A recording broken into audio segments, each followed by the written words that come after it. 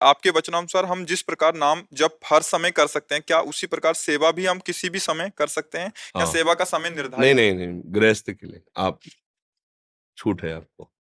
जब समय मिले तो आराम से खूब मस्त होकर के सेवा करो। मतलब सुबह जल्दी है, इतनी कर दो कि प्रभु को उठा के बैठा दिया, मुख पोछ दिए, थोड़ा कुछ भोग लगा दिया, चले जाओ। अगर अब शाम के आना है, मान लो काम में व्यस्त हो, शाम फिर आराम से आकर के उनको श्रृंगारित करो, भोग लगाओ, आरती करो, क्योंकि मन अब लगेगा ना। अब सेवा में बैठे हैं, तुम्हें लगेगा कि हमें 8 बजे पहुंचना है, या मैं बहुत लेट हो जाऊंगा। अब तो आप का मन वहां पहुंच रहा है, सेवा कहाँ हो रही है।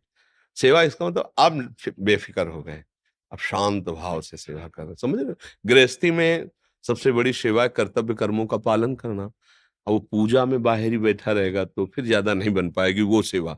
वो न बन पाएगी तो कर्तव्यच्युत हो जाएगा, क्योंकि उसे धन चाहिए, उसे व्यवस्था चाहिए। तो थोड़ी भगवत सेवा की और उसको भगवत सेवा मान करके की, और जब उससे छुट्टी मिले फिर ऐसे करें। अब जिस दिन कार्य में नहीं जाना है उस दिन खूब सेवा विस्तार कर दो, जिस दिन लगा कि हमें कार्य में, सेवा को छोटा कर दो, और नाम जप करते रहो। वो सब भगवान की सेवा के भाव। गृहस्थी में सबको समझना चाहिए, माता बहनों सबको समझना चाहिए। अब मान लो पति को 7 बजे जाना है, अब उनको लग रहा है हम पूरी से ठाकुर सेवा में बैठे हैं, और उसको ऑफिस में अपना टिफिन भी लेके जाना है, चाय भी नाश्ता करना है। बिल्कुल ठाकुर सेवा मत करो, बात हमारी समझो। पति में भगवान की भावना करो, पहले रसोई बनाओ और ठाकुर के लिए निकाल के रख दिया, पति का टिफिन लगाओ, उसको पवाओ, तैयार करो, और जब वो चला जाए तो उसमें भी ठाकुर है। लकड़ी के मंदिर में ठाकुर है, पाषाण के मंदिर में ठाकुर है, तो चैतन्य मंदिर में ठाकुर नहीं है। अब पति वहां भूखा रहे, वो जले कि यार ये पूजा में बैठी, चाय के लिए भी नहीं पूछा, तो हमें तो लगता है कि अभी सही समझ नहीं है। 8 पहर सेवा करना है हम लोगों को, क्योंकि हमारे पास दूसरा काम नहीं है। आप लोगों के पास गृहस्थी के बहुत से कार्य हैं। आपको चाहिए ठाकुर सेवा छोटे में निपटाओ, और सबकी सेवा की भावना से जो जो कर्तव्य कर्म है वो श्री जी के लिए ही कर रहे, ऐसी भावना से खूब नाम जप करो। और जब खाली समय हो तो टीवी, पेपर, ताश, इधर उधर के प्रपंच उसमें न लगा के फिर ठाकुर सेवा करो। जब समय मिल जाए, जब समय मिल जाए, 8 बजे रात के समय में अपने घर के ठाकुर है, 8 बजे रात को बैठ के उनको दुलार की, आरती की, हाथ जोड़ा, प्रभु आप देखो, बहुत प्रसन्न हो जाएंगे वो। हमारी बात समझना। छोटा सा बच्चा है, अब वो रो रहा है, वो भूख लगी, बोले रुको पहले ठाकुर सेवा, नहीं वो ठाकुर है, उसे नहलाओ धुलाओ, उसको थोड़ा भोग लगाओ, पवाओ, बैठो तुम, आओ हमारे पास बैठो, फिर ठाकुर जी प्रसन्न हो जाएंगे। ठाकुर जी समझो हमारी बात। और ठाकुर जी को केवल मूर्ति का मान लिया और सब ठाकुर जी को नहीं माना, तो मतलब पूजा अधूरी है, अभी समझ ठीक नहीं है। तो इसमें कोई समस्या तो नहीं है अब? है कोई समस्या? हाँ बस अच्छे से चलो। सुनील परमार जी भोपाल से। गुरुदेव, आपके चरणों में कोटि कोटि नमन।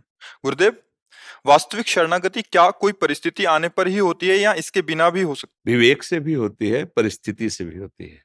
जैसे आपने वास्तविक सत्संग और भजन के द्वारा अपनी बुद्धि को पवित्र कर लिया, तो फिर कोई विपत्ति की जरूरत थोड़ी है।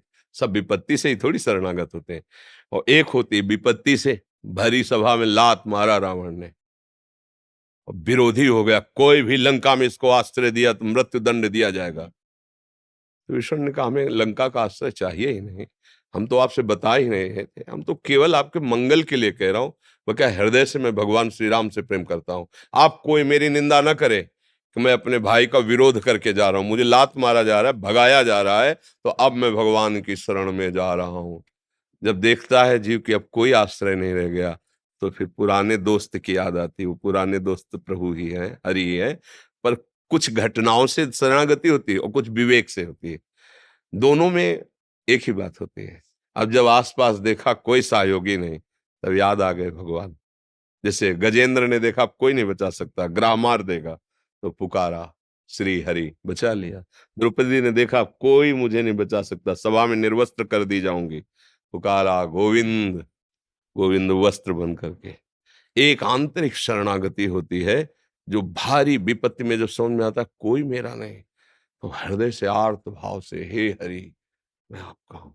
और एक विवेक से होती है, विवेक से अहमता ममता का नाश करके उसने देखा कोई मेरा नहीं, एकमात्र परमात्मा ही है, अंदर से शरण हो। दोनों को गति एक ही होगी, पर दो इसकी प्रक्रिया है। एक विवेक के द्वारा शरणागति होना, और एक जो है विपत्ति के द्वारा। ऐसी समस्याओं में फंस गया आपकी कोई रास्ता नहीं, एक ही रास्ता है श्री भगवान। और वो भगा भगवान की तरफ, मंगल हो गया। कैसे भी भगे। और एक है कि उससे सत्संग के द्वारा पता चला संसार नाशवान झूठा, और विवेक बढ़ा, और होए विवेक मोह भ्रम भागा, तब सब विषय विलास विरागा। मोह गए बिनु राम पद होई न दृढ़ अनुराग। मोह का नाश हुआ, भगवान की शरणागति हो गई। विपत्ति में सब आश्रय छूटा, अब कोई सहयोगी नहीं। मुझ दीन अनाथ का अब कोई सहयोग करे, हे हरि हे करुणा, हो गई शरणागति। समझ पा रहे आप? हाँ।